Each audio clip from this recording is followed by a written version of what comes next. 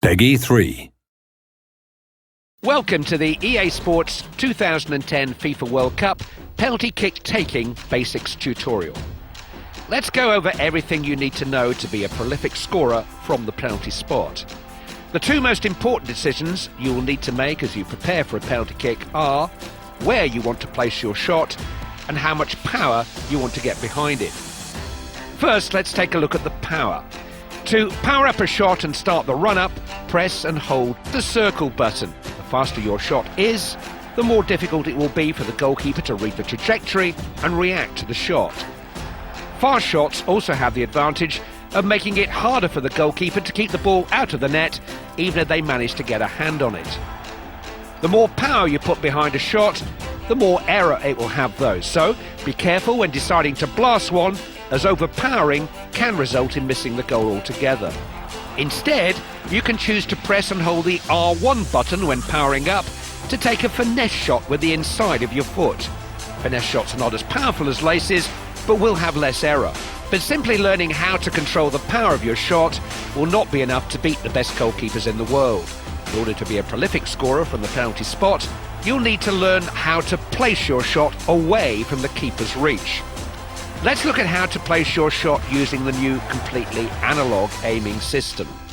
By default, you start aiming at the middle of the goal.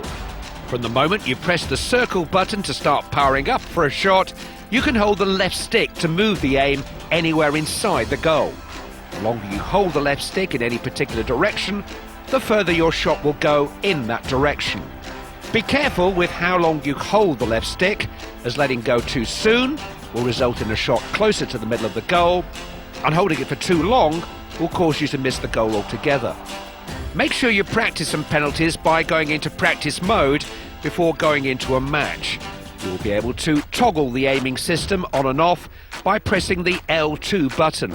This will reveal how fast the aim moves, so you get familiar with the new analog system.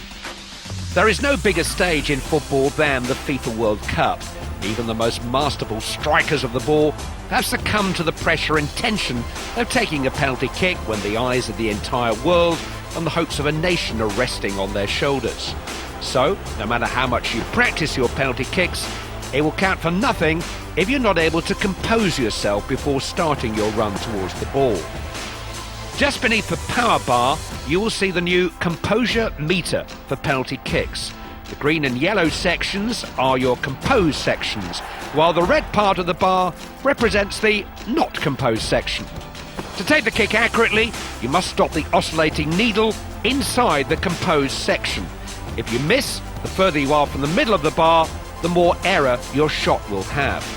The needle will stop the moment you press the circle button to start powering up for a shot. The size of the sections is tied to the player's penalties attribute. Successful players from the penalty spot will have bigger composed sections, giving you a greater sweet spot and therefore more room for error.